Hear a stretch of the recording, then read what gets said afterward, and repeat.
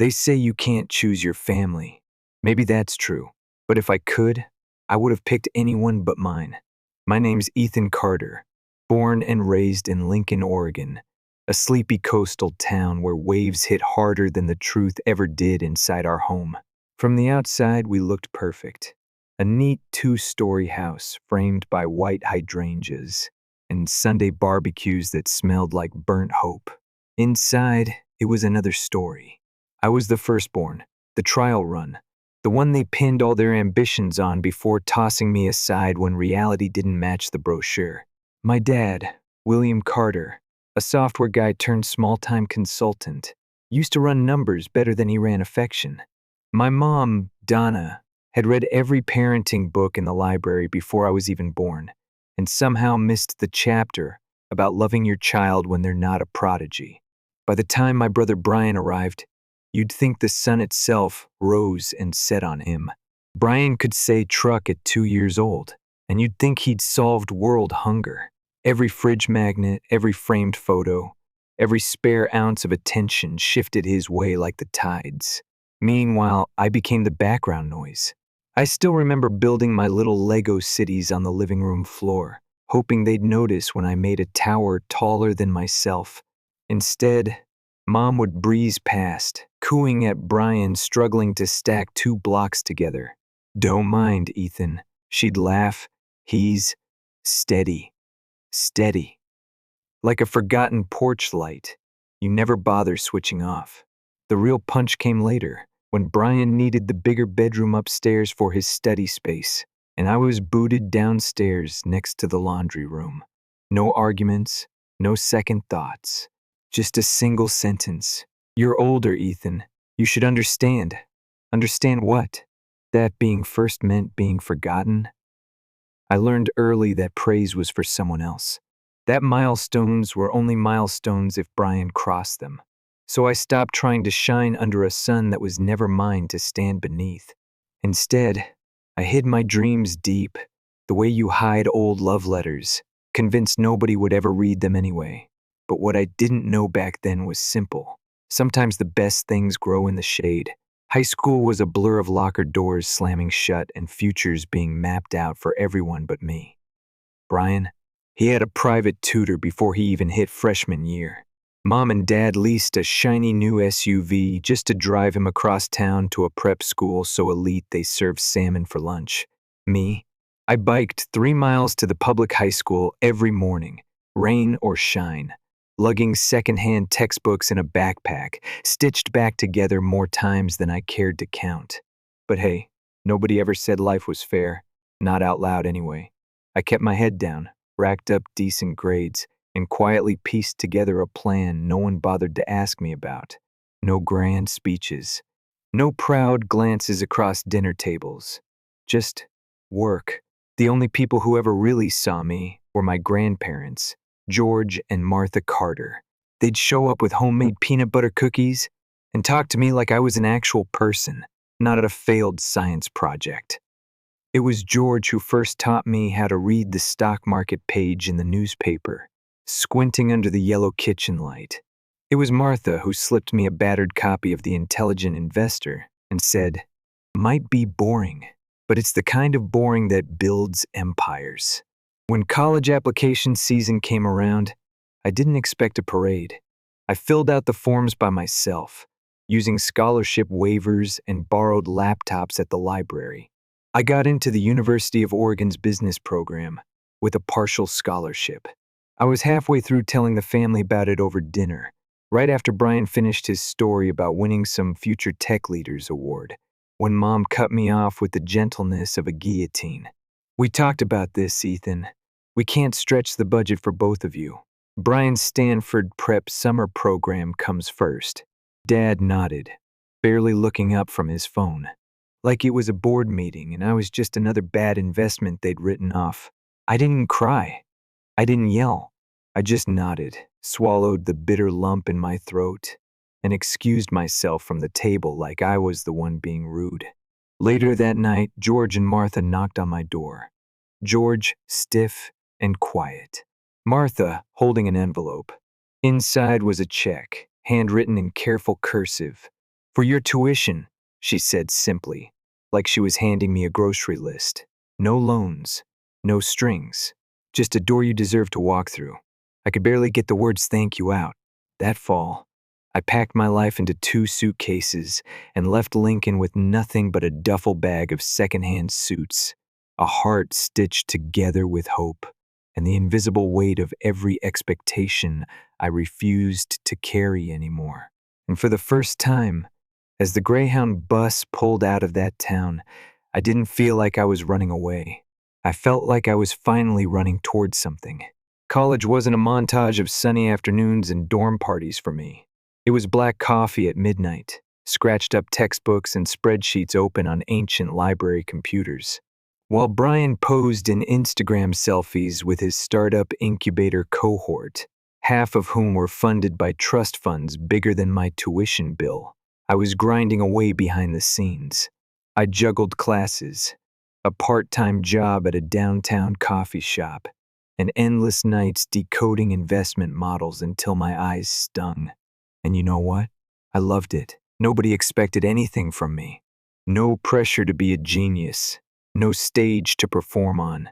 Just the slow, steady build of something real. Something I owned. By my junior year, I'd made friends with a professor, Dr. Elgin, who taught advanced finance like he was coaching a street fight. No polished theories, no polite smiles. Just brutal honesty about the game. He was the first person outside of my grandparents who didn't look at me and see a lost cause. When he handed me a flyer for an internship at Bradley and Lane Capital, I almost laughed. Me?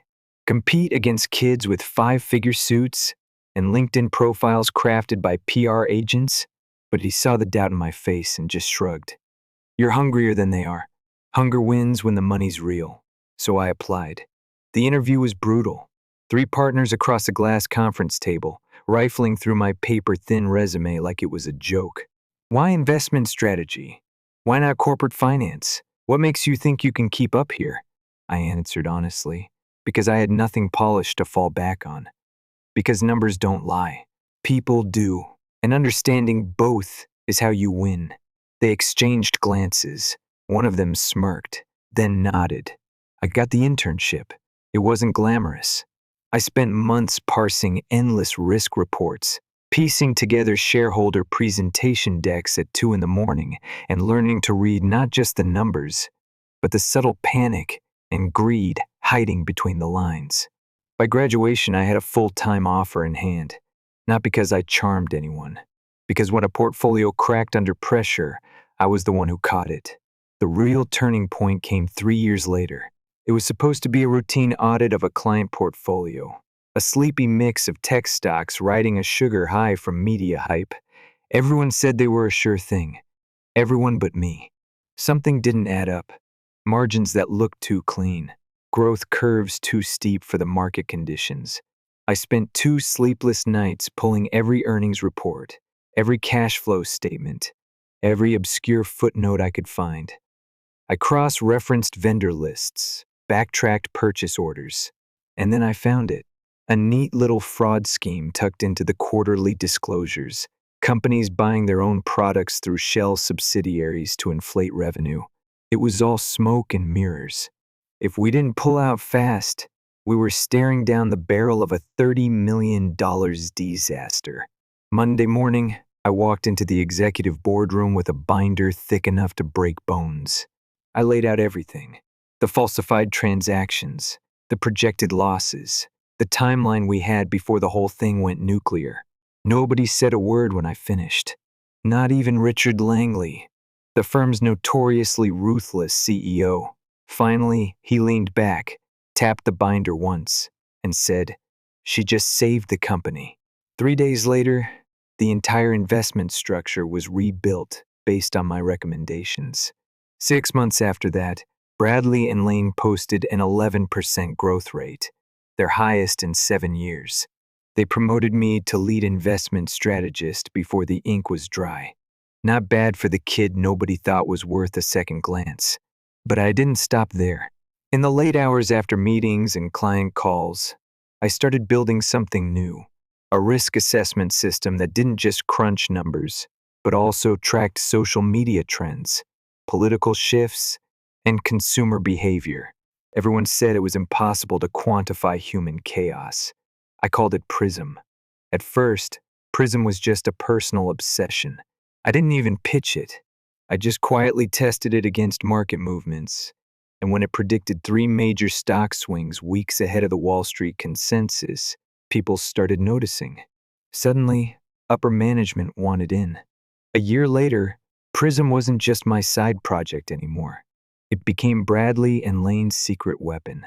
We crushed 2 of our top competitors and expanded into 3 new sectors in under 18 months. I should have been on top of the world. I should have been celebrating every impossible step that got me from a secondhand backpack to an executive corner office. But somewhere inside, that old echo lingered. The quiet voice that whispered, "Don't expect applause. Don't expect anything." When Richard Langley called me into the boardroom one Friday afternoon, I was ready for a new project, maybe another impossible turnaround. I wasn't ready for this. "We're creating a new position," he said, smiling in that rare, genuine way he reserved for real victories. "Chief Strategic Investment Officer. And we want you." I sat there for a second too long, trying to make my brain catch up. Just a few years ago, I was some kid scraping coffee grounds out of a dented machine in a cafe that smelled like burnt hope. Now, I was about to take a seat at the most powerful table in the firm. I called my grandparents first. George laughed so hard he nearly dropped the phone. Martha cried a little, then covered it with a cough like she was too tough for that kind of thing. "You always had it in you, Ethan," she said. "You just had to get far enough away from the noise to hear it." We planned a small gathering, just family and a few close friends. Nothing fancy, just something warm and real. When I mentioned it to my parents, Donna was all smiles and excitement. "Let us host it," she chirped. "We'll make it special, a real family event. It'll be easier, for everyone." I hesitated. Every nerve in my body wanted to say no. But part of me, the same stubborn part that once believed in birthday wishes and fairy tale endings, wanted to believe things could be different. I wired them $3,500 for catering and decorations. Maybe, just maybe, this time, they'd see me. Maybe, just maybe, this time they'd finally celebrate me. The first thing I noticed when I pulled up to the house wasn't the decorations. It was the feeling. You know the one. That weird static in the air before a thunderstorm. Like the sky itself knows something's about to break. The old family home looked almost manicured. White orchids wrapped around the porch pillars. Golden ribbons snaked up the stair rails inside.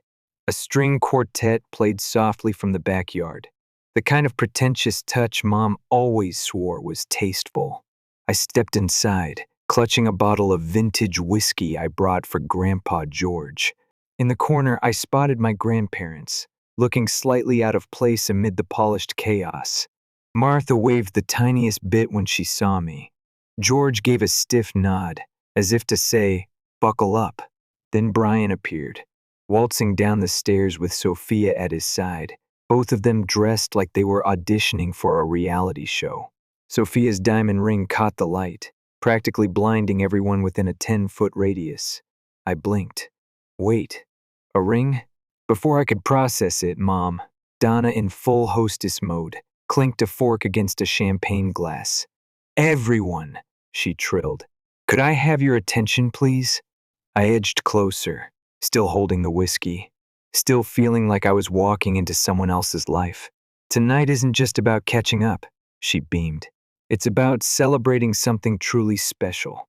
Our son Brian and his amazing fiancée Sophia, they're officially engaged." Cheers erupted around me like gunfire. I stood frozen. $3,500. Hours spent imagining a quiet moment where, for once, the spotlight would land on me without apology. Gone. Hijacked for Brian's next Instagram announcement. I caught my father's eye across the room. He didn't look embarrassed. He didn't even look surprised. He just gave me a tight, warning glance that said, "Don't you dare." And for a second, just 1 second, I almost swallowed it. Almost smiled, clapped, and faded into the background like I always had. But then I saw George and Martha standing there, stiff and furious, looking at me like I mattered. And I realized if I didn't speak now, I'd be agreeing that I was invisible. Again, I set the whiskey down gently on a nearby table, cleared my throat, raised my glass. "Excuse me, everyone." My voice cut through the chatter like a scalpel. Dozens of heads turned, some curious, some annoyed. Brian shifted uncomfortably. "First off, congratulations to Brian and Sophia. I mean it." I paused, letting the words land. Marriage is a big step, and it's important to celebrate milestones. I saw Mom exhale in relief, probably thinking I was going to play along. Which brings me to the reason I originally sent money for tonight. A ripple of confusion moved through the crowd. "See, this party wasn't supposed to be an engagement celebration," I continued. "It was supposed to be for a different reason, my promotion to Chief Strategic Investment Officer at Bradley and Lane Capital." Murmurs now, uneasy shuffling. "I wired the money for catering, for decorations, for everything you see tonight." I smiled, not bitter, just calm. I trusted my family to honor that. But somewhere along the way, the narrative changed. Brian looked like he wanted to sink into the carpet. Sophia's jaw dropped.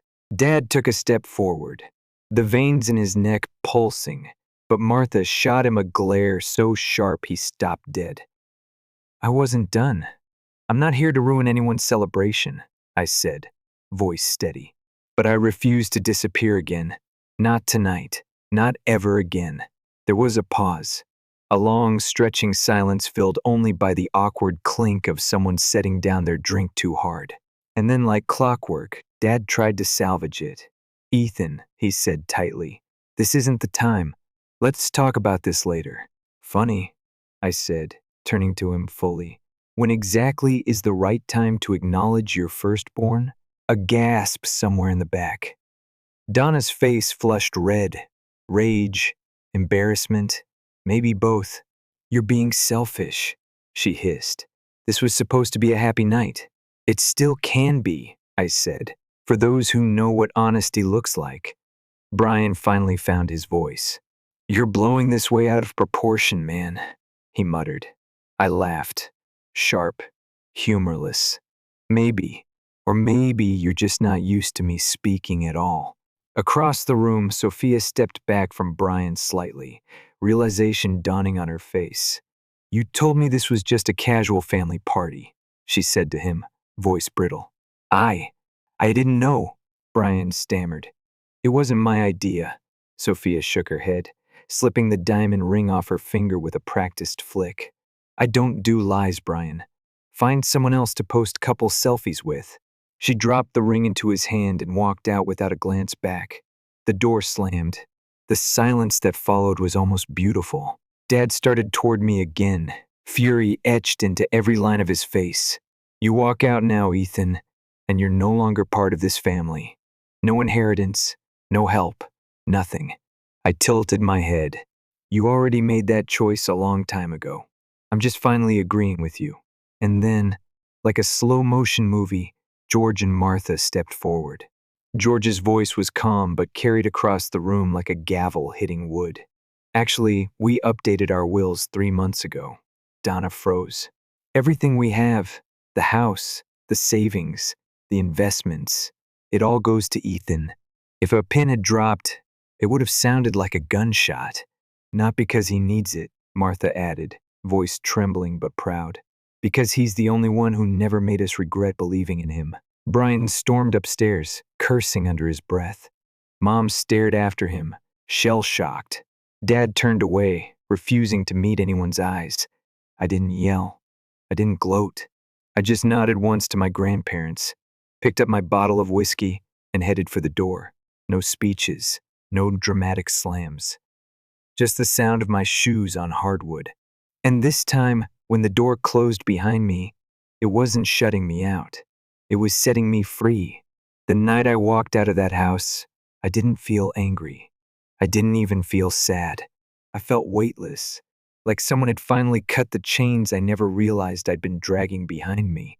Lincoln faded into the rearview mirror, and so did the version of me who kept waiting for someone else to hand him a crown he already earned. 3 years passed in a blur of hard mornings and harder nights. Bradley and Lane became my second skin.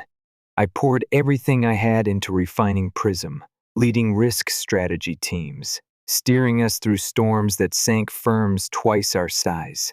There were no parades, no magazine covers, just the quiet, relentless building of something unbreakable, and people noticed. When Richard Langley announced his retirement, most of the board assumed the next CEO would be someone older, someone flashier, someone safe. They didn't expect it to be me. Maybe that was the best part. When the official announcement hit the trading floors, Ethan Carter, CEO of Bradley and Lane Capital, it wasn't a coronation. It was a revolution. At 30, I became the youngest CEO in the firm's history. The day they handed me the keys to the executive floor, I didn't call my parents, didn't send a press clipping, didn't wait for applause from people who once called my ambition a phase. Instead, I drove 2 hours south, back to Lincoln, back to the only people who ever looked at me and saw more than a failed first draft. George and Martha's house smelled like fresh bread and lemon polish, the same way it always had. I found them on the back porch, arguing over a crossword puzzle. When I dropped the CEO appointment letter on the table, Martha didn't say anything for a long moment. She just looked at me, eyes sharp and proud, and said, "Told you the boring stuff builds empires." George just chuckled and pulled me into a hug that somehow said everything words couldn't. We toasted with cheap wine and burnt lasagna. And honestly, I wouldn't have traded that night for all the champagne towers in Manhattan. As for my parents, I haven't heard a word from them since the party. Oh, I know they know. Small towns like Lincoln don't keep secrets long.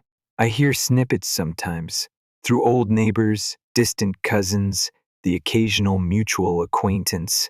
Brian drifted from one startup scheme to another, leaving behind a trail of unpaid bills and disappointed investors. Last I heard, he moved back into the family house after burning through his savings and Sophia's patience. Mom and Dad, still hosting picture-perfect barbecues for a shrinking guest list, still pretending the cracks aren't there. Sometimes I wonder if they miss me, if they regret anything. But the truth is, I don't need an answer. Closure isn't about them anymore. Closure is about the life I built when they thought I had nothing.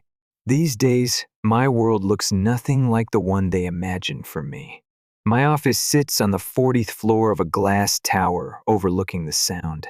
I have a team that actually listens when I speak. Friends who don't measure my worth against someone else's yardstick. On Sundays, I drive down to Lincoln with fresh groceries and board games for George and Martha. We sit around the kitchen table, swapping stories, arguing about sports scores, sometimes just sitting in silence, the good kind. And sometimes, when the sun starts to set and the sky burns orange and purple over the water, Martha will glance at me and say, "You know, you were always enough," even when they couldn't see it. And I believe her. For the first time in my life, I actually believe it. One afternoon, just after a strategy summit, I caught a glimpse of someone familiar in the lobby of my building, Brian. He looked thinner, more worn down, but still wore that old Carter smirk like a shield he didn't know was cracked. He didn't come to apologize. I could tell that much from the way he stood, arms folded, pretending he wasn't nervous. "I'm not here to ask for anything," he said before I even reached him. I don't get it, how you did it, without anyone." I looked at him, really looked. Not with hate, not even with pity. Just with the kind of clarity that only comes when you finally stop asking broken people to understand your wholeness. "That's the difference, Brian," I said quietly. "You were handed everything and thought you deserved more. I had nothing, so I learned to build everything." He didn't reply. He just stared at me for a long second. then turned and disappeared into the crowd. No dramatic scene, no sudden redemption arc, just an ending. And that was enough. I walked back upstairs to my office, the one with the floor-to-ceiling windows and the view that stretches for miles. The world outside buzzed with movement, ambition, noise. And for the first time, I didn't feel like I was trying to catch up to it. I was part of it. No apologies, no permission slips, no waiting for someone else to crown me worthy. I built this, brick by brick, scar by scar. And it turns out, the life you build for yourself, it's the only kingdom that can never be taken away. Story 2. My name is Lily Parker, and I've always lived a little differently from my family. While other kids in the neighborhood raced bikes and played baseball in the street, I stayed inside, sketching superheroes and imaginary worlds in the back pages of my school notebooks. My mom, Susan, never hid her disapproval. "You'll have to grow up someday, Lily," she used to say, wiping her hands on a kitchen towel. "You can't draw your way through life." Maybe she meant well. Maybe she didn't. Either way, I learned early that approval wasn't guaranteed, at least not for kids who didn't fit the mold. My older brother, Eric, was everything they ever wanted. Top grades, business degree, steady job in a finance firm.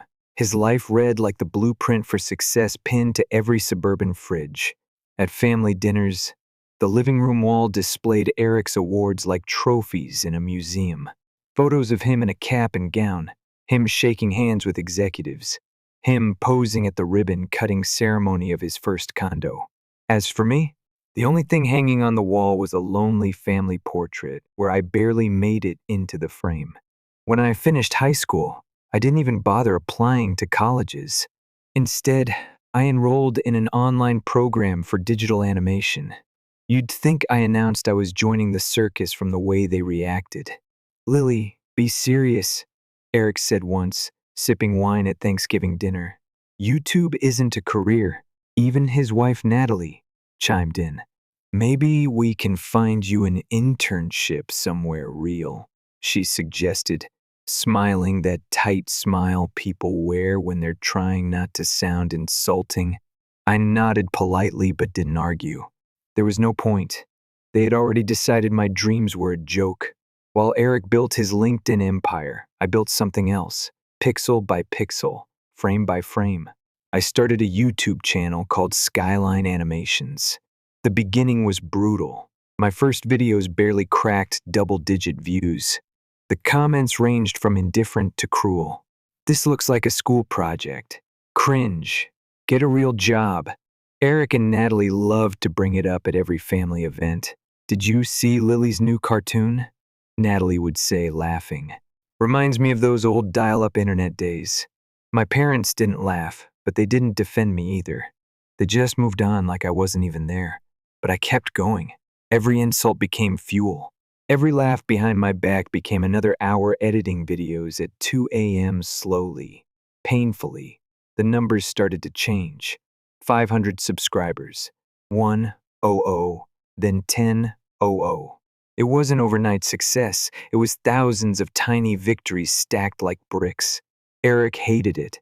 Not that he said it outright, but every time I celebrated a milestone, he had an announcement ready to eclipse it. When I hit 10K subs, he announced his promotion. When a small game studio asked to collaborate with me, he bought a bigger house. It was like clockwork. At first it hurt, but over time, I realized something important.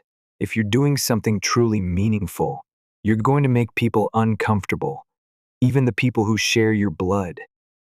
3 years blurred by. By 26, I had crossed 1 million subscribers. Skyline Animations wasn't just a side project anymore. It was a business. Ad revenue, sponsorships, merchandise. I was finally making a real living doing what I loved. No more side gigs. No more asking for help. No more feeling like the afterthought at my own family dinners. The first time I signed a deal with a major animation software company, I sat in my tiny apartment and cried. The good kind of crying. The kind that only happens when every late night, Every doubt, every insult finally proves itself wrong. I decided it was time to give back. Every month, we still had Sunday dinners at my parents' house. That month, I brought something special: a set of keys, a brand new SUV paid in full, registered under my name, but gifted to them. "It's for you," I said simply, pressing the keys into my dad's hand. For a second, I saw something real on his face: pride, gratitude, maybe even a little regret. But it didn't last. A week later, it was back to the usual routine. Eric announced he and Natalie were expecting their second child. All attention swung back to them, as if my success was nothing more than a side note. Still, I told myself it didn't matter. I wasn't doing it for applause.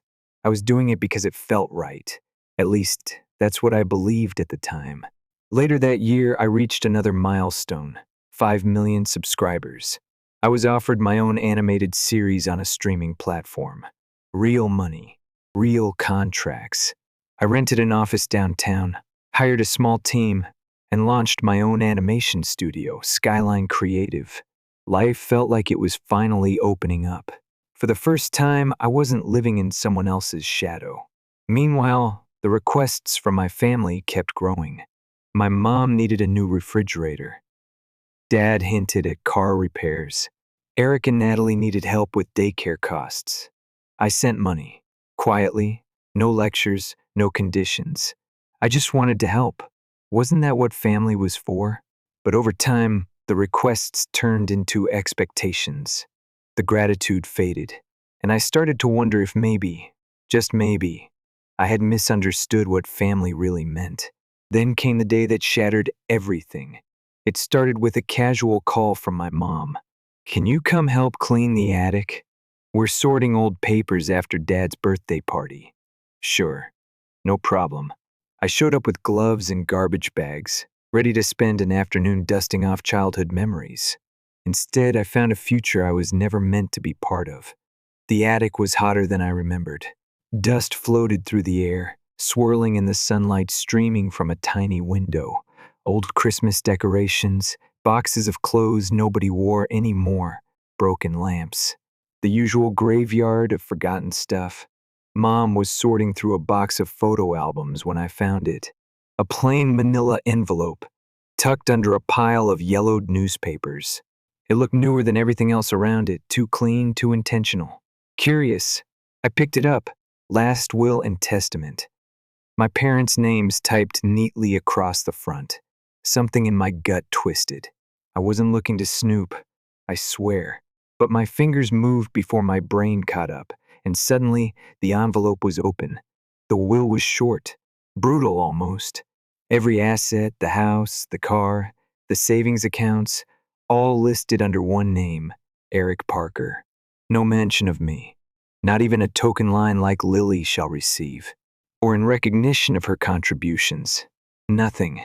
It was like I didn't exist. I stood there, the paper trembling in my hands, while the attic closed in around me. I heard footsteps on the stairs, and a moment later, Mom appeared, holding a glass of lemonade. She froze when she saw what I was holding. "Lily," she said carefully, her voice tight. "What are you doing?" I didn't answer right away. I couldn't. I was too busy trying to breathe around the knot in my throat. Finally, I forced the words out. "Why am I not in the will?" She set the lemonade down on a dusty shelf and crossed her arms. Her face hardened. Not angry exactly, but closed off. Like this was a conversation she'd rehearsed and hated. "Eric has a family," she said.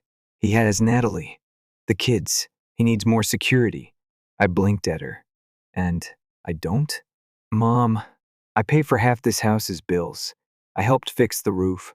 I bought you that car. You have your own company," she said sharply. "You're doing fine. You don't need anything from us." There it was. The real truth. Not love. Not fairness. Just math. They saw me as the safety net, the one who would always stand on her own, so they never had to worry about me.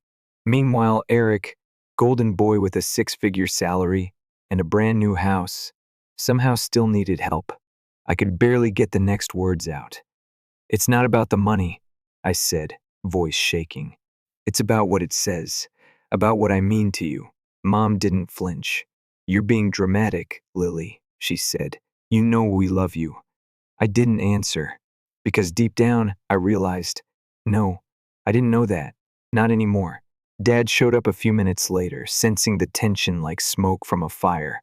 He glanced between us, then looked at the envelope in my hands and sighed. Let's not do this, he said. It's just paperwork. It doesn't mean we don't care. But it did. It meant everything. It meant that no matter what I did, how much I gave, how hard I fought to be seen, in the end, I was still the extra, the backup plan, the afterthought. I put the will back in the envelope, tucked it under my arm, and walked downstairs. Lily, Mom called after me. If you leave like this, don't expect things to be the same. I paused at the front door, hand on the knob. I don't, I said, and then I walked out. The days that followed were strange. Quiet in a way that felt almost too big, like a giant hole had opened up where my family used to be. At first, I half expected them to call, to show up, to apologize, but nothing came. No calls, no texts, just silence. Meanwhile, the SUV I bought them still sat in their driveway. Technically, it was still in my name. I paid the insurance. I paid the maintenance. Funny how those details suddenly felt heavy. One evening, sitting at my kitchen table with a lukewarm cup of coffee, I made a decision. I called the insurance company and told them to arrange for the car to be picked up. The woman on the phone was polite, efficient. It would be towed within 48 hours. When the truck showed up, Mom's texts started immediately. Where's the car? What's happening? You can't do this to your own family. No apologies, no acknowledgement, just outrage that their free ride was gone. I didn't reply. I didn't owe them anything anymore. They made it clear I wasn't really family, just a wallet with a last name they could recognize. So I stopped answering. I blocked their numbers.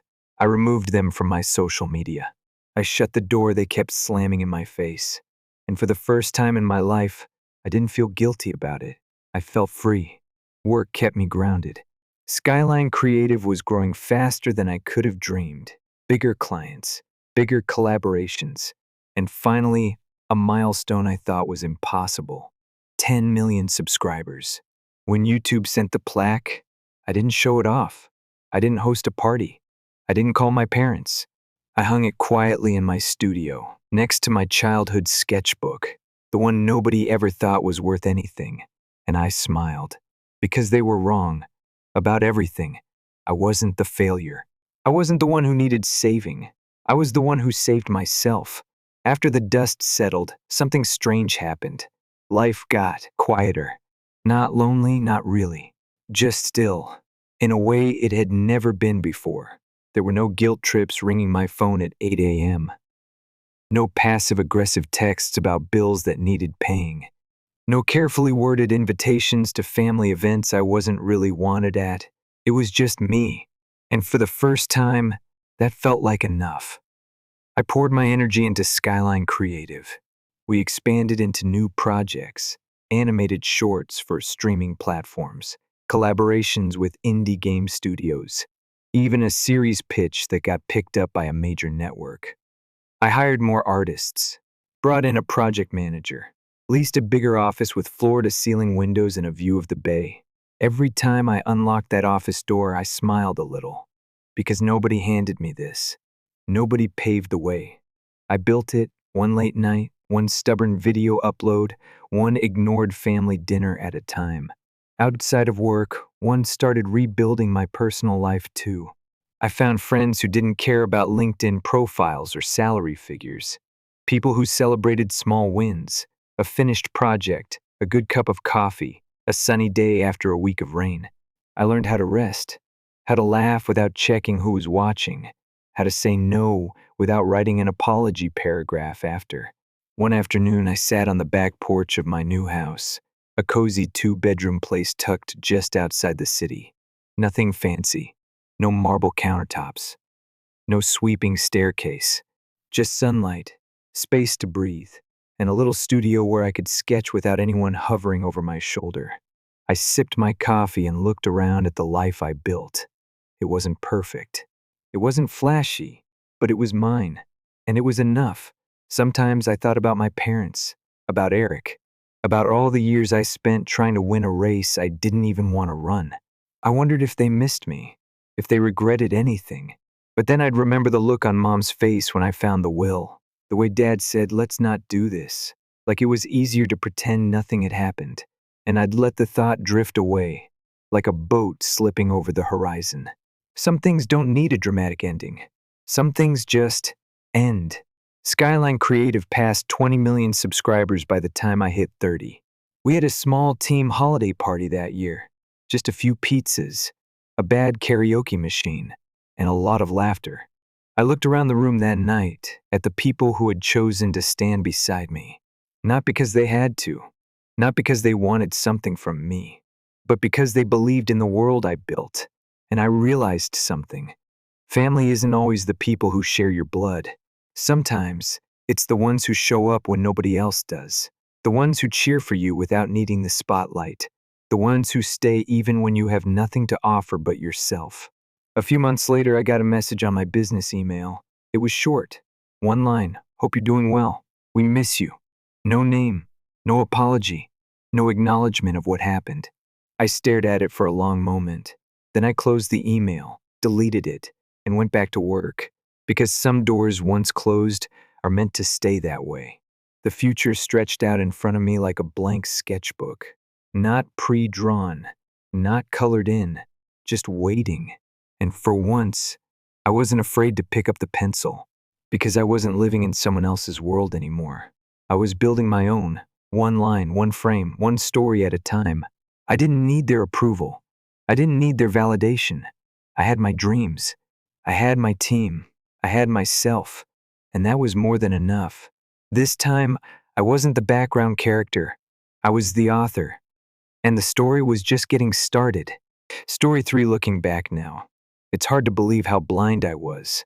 But at 17, when your best friend tells you they have cancer, you don't ask questions. You just want to help. My name's Maya Turner. And for most of high school, my best friend was Chloe Adams. Chloe was smart, funny, the kind of person who could make the whole room laugh without even trying. When she came to school one morning with her head shaved and tears in her eyes, everyone immediately crowded around her.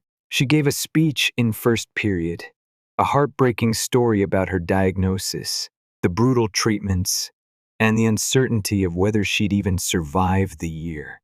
At the end of it, she handed out flyers with a PayPal and GoFundMe link. People cried. Teachers hugged her. Everyone wanted to help, including me. In the weeks that followed, I practically lived at Chloe's side. I organized bake sales, set up donation drives, helped her family run fundraisers. I believed, with every fiber of my being, that I was helping save her life. Then one night, everything shattered. It was just the two of us, sitting in her room while she scrolled through Instagram. Casually, almost like it was no big deal, she said, "Maya, you know I don't actually have cancer, right? I'm just, getting by." I thought I misheard her. I actually laughed, until I realized she wasn't joking. "Wait, what?" I said. "You shaved your head. The doctors, the treatments." Chloe shrugged. "Hair grows back. And people are way more generous when they think you're dying." I sat there, stunned into silence. I wanted to believe it was a horrible prank, but deep down I knew it wasn't. It was real. She had lied to everyone, and I had helped her do it. At first, I told myself to stay quiet. Maybe it wasn't my place. Maybe she'd come clean herself. But every time someone handed her a $20 bill with tears in their eyes, every time a classmate posted heartfelt words of support online, the guilt gnawed at me. It got so bad I could barely sleep. So, the next time we hung out, I brought a small recorder hidden in my jacket pocket. I didn't want to believe she'd say it again. I prayed she wouldn't. But she did. This time, she bragged about how easy it was to scam everyone, how she'd never have to worry about college debt, how even her grandkids would thank her someday. I had the proof. Now, I just had to figure out what to do with it. The next morning, I leaked the audio to the entire school. I didn't add commentary. I didn't spin the story. I just let her own words do the talking. The fallout was immediate. Her GoFundMe was frozen within hours. Parents demanded refunds. Teachers who once hugged her couldn't even look at her anymore. Her locker got trashed. Her friend group, including me, cut her off completely. Everywhere she went, she heard whispers, saw people pointing at her, felt the judgment. At first, I thought it was over. Justice served. End of story. But Chloe wasn't done yet. Not even close. She turned the tables by lying even bigger. She told everyone I had been in on it from the start. That it had been my idea. That I'd only exposed her out of jealousy because she was getting all the attention. She shared fake screenshots, ones she clearly edited, showing me agreeing to the scam. And people believed her. At school, it felt like I was walking through a war zone. Old friends wouldn't even look at me. Kids whispered behind my back. Even teachers seemed uncomfortable around me, like they didn't know who to trust anymore. Worst of all, Chloe thrived in the chaos. She played the victim perfectly. Sad eyes, weak smiles. She told people she was still sick, that the stress was making it worse. She even faked getting gifts from classmates, expensive handbags, jewelry, food deliveries to her house. It was like she had hypnotized everyone, and I was left standing in the ashes of a war one didn't start, but I wasn't going to let her win. If Chloe wanted to fight dirty, fine. I'd fight smarter. And this time, I wasn't going to leave any doubts behind. After weeks of silence, isolation, and being treated like a liar, I decided enough was enough. I wasn't just going to sit there while Chloe rewrote the story. If she wanted a war, I was going to make sure it was a fair fight, and I was bringing receipts. One night, I stayed up scrolling through her social media accounts. At first, it was nothing unusual. Old selfies, reposted memes, TikTok dances. But then I dug deeper, way back in her timeline. A few weeks after she claimed she was undergoing chemo, I found vacation photos. Not just any vacation, tropical beaches, expensive cocktails, luxury resorts. There she was, laughing by a pool in Cancun. Brand new designer sunglasses on her head. Not a hint of sickness in sight. 2 weeks after that, new photos, this time at a music festival. Hair grown out just enough to show she'd only shaved it once and let it go. I kept digging. She had been posting photos in $1,000 outfits, flashing handbags that cost more than my entire college savings, all while she was supposedly fighting for her life. The deeper I looked, the angrier I got. Because it wasn't just her scamming strangers, it was her mocking them. She posted a caption under one of the vacation photos. Living my best life, #grateful, #blessed. Grateful for what, Chloe? For the people you lied to? I saved every photo, every receipt, every transaction I could find that linked her GoFundMe money to luxury brands and travel expenses. It was all right there, undeniable. The next day, I made my move. I sent everything, the photos, the spending records, the GoFundMe timeline, to the school administration. I emailed local reporters. I posted a clear, fact-based thread on social media, tagging nobody, just laying it all out. No angry rants, no personal attacks, just the truth, and the truth caught fire. The story blew up faster than I expected. Local news stations picked it up. High school student fakes cancer, scams community out of thousands. People were furious. Parents demanded refunds. The school, which had tiptoed around it before, couldn't hide anymore. Chloe was expelled within a week, but it didn't stop there. Her college, the one she'd bragged about getting into, pulled her acceptance. They made a public statement about integrity and values.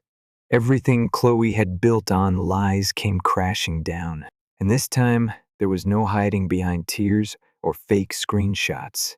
No amount of sob stories could cover up the photos of her lounging in luxury resorts while claiming to be dying. The sympathy she'd milked for months evaporated overnight.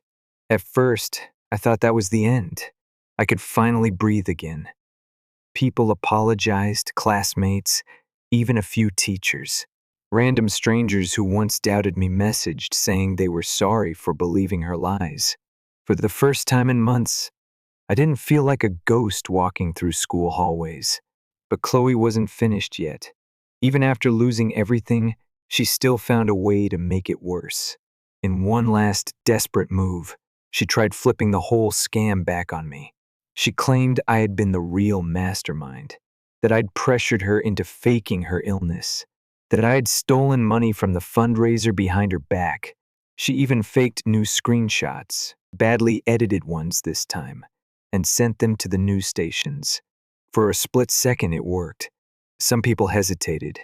The town buzzed again with whispers. Maybe Maya was involved. Maybe they were in it together. I could feel the ground shifting under me again. It would have crushed me, if not for someone I never expected to step up. One of our old mutual friends, a girl named Jenna, came forward. She had stayed silent through everything, but now she shared something that changed everything. A video. It was from a party a few months back. Chloe, drunk and sloppy, bragging about the scam, laughing about how easy it was to trick everyone, mocking the people who gave her money. Clear as day on camera. No way to deny it. The video spread like wildfire. Any shred of support Chloe had left crumbled instantly. Nobody wanted to be associated with her anymore. Not classmates, not teachers, not even distant relatives who had once defended her online. The money from the fundraiser was eventually seized through legal action and donated to an actual cancer charity. And Chloe? She wasn't just expelled. She was facing real legal consequences, fraud charges, permanent stains on her record. No more colleges lining up with scholarships. And me? I didn't celebrate. I didn't gloat. I was just tired. Tired of fighting battles I never asked for. Tired of cleaning up after someone else's lies. But I finally felt something I hadn't felt in months. Free. Still, I knew better than to think it was truly over. Because people like Chloe, they don't just disappear. They cling. They scheme. And sure enough, a few months later, she reached out again. Only this time, she wasn't trying to fix things. She was trying to blackmail me. It happened on a random Thursday afternoon. My phone buzzed, a number I didn't recognize. Curious, I opened the text. It was short. We're not finished yet. Attached was a screenshot that sent my stomach dropping into my shoes. It was from my old high school's internal system. A few semesters ago, I had pulled something reckless. See, back when everything with Chloe was happening, I was drowning. Between the drama, the online harassment, and my grades slipping, I was desperate. I had been on the verge of losing my scholarship. One failing grade would have been the nail in the coffin. So late one night, in a panic, I did something stupid. I hacked into the school system, nothing crazy, just enough to bump a failing grade up to passing. No one found out. The server crash that happened a few days later got blamed on technical issues, and I swore I'd never breathe a word about it, until now. The next text came seconds later, $50,000. Or, I send this to your college dean. I stared at the screen, heart pounding. It was Chloe. She had somehow gotten proof, or at least, she made it look like she did. For a few hours, I panicked. I paced my apartment, reread the messages 100 times, tried to come up with a plan. Could she actually prove anything? Would my college really kick me out? Was it better to pay and make it disappear? I hated myself for even considering it, but the truth was, I couldn't afford to take the risk. I'd worked too hard, survived too much, to let her destroy me now. So I caved. I sent her the money. Every dollar I had saved from working weekends, taking freelance jobs, building my future, gone in one Venmo transfer. When I hit send, I felt sick, not just because of the money, because I knew it wasn't going to end there. And I was right. A week later, another text. I'll need another $10,000. Or else, no apology, no gratitude, just greed. That was when something inside me snapped. No more. If Chloe wanted a war, she was about to find out she wasn't the only one willing to fight dirty. I contacted a lawyer. I laid everything out. The blackmail, the threats, the scam history, even my own mistake with the school system. It wasn't easy. I felt like I was throwing my future into the fire. But hiding hadn't worked before, and it sure wasn't going to work now. To my surprise, the lawyer didn't laugh me out of the room. He listened. He nodded. And he said something I'll never forget. Owning your mistake makes you harder to control. That stuck with me. We worked fast.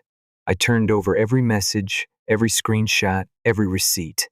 Meanwhile, the first went to the college administration myself. I sat across from the dean, heart pounding so hard I thought I might pass out. And I had told the truth. All of it. The server hack. The desperate grade change. The blackmail. I expected to be expelled on the spot. Instead, after a long meeting, they put me on academic probation. No scholarships. No second chances. But I was still in. I could finish my degree. I could rebuild. As for Chloe, when my lawyer presented everything to the police, they moved fast. She wasn't just facing charges for the original fraud anymore. Now she was also facing extortion charges. And this time, nobody came to her defense. Not classmates, not teachers, not even her parents. The local news picked it up again. Former student who faked cancer caught blackmailing former friend. It was brutal, but for the first time, I didn't feel bad. I didn't feel anything for her anymore. I didn't get my money back. It hurt, knowing all those hours of work and sacrifice were gone. But I gained something way more valuable, my freedom. Freedom from her manipulation. Freedom from the guilt. Freedom from the need to explain myself to people who never really cared in the first place. Today, it's been a little over a year since Chloe finally faced real consequences. I'm still finishing school, slower than I wanted, but I'm doing it. I have a part-time job at a local animation studio, and I freelance on the side. I rent a tiny apartment with bad plumbing and creaky floors. I drive an old beat-up car that rattles whenever I hit 40 mph, but it's all mine, earned honestly. No scams, no lies, no blood money. Sometimes I still see people from back then, people who whispered about me, doubted me, sided with Chloe when it was easy. They smile awkwardly now, offer fake apologies, act like none of it happened. I don't waste time being bitter. They weren't my people then. They aren't my people now. The real ones, the few friends who stayed quiet, stayed neutral, stayed kind, they're still here, still cheering me on, still reminding me that you don't need a crowd to be worth something. You just need the truth. And Chloe? Last I heard, she's working retail under a different name, trying to outrun her past. But you can't outrun who you are. Sooner or later it catches up. It always does. I'm not proud of everything I did. I made mistakes, big ones, but I owned them. And somehow, that turned out to be my saving grace. Because in the end, it wasn't about who looked good on social media. It wasn't about who cried hardest on camera. It was about who could look in the mirror and not flinch. I can, and that's enough for me.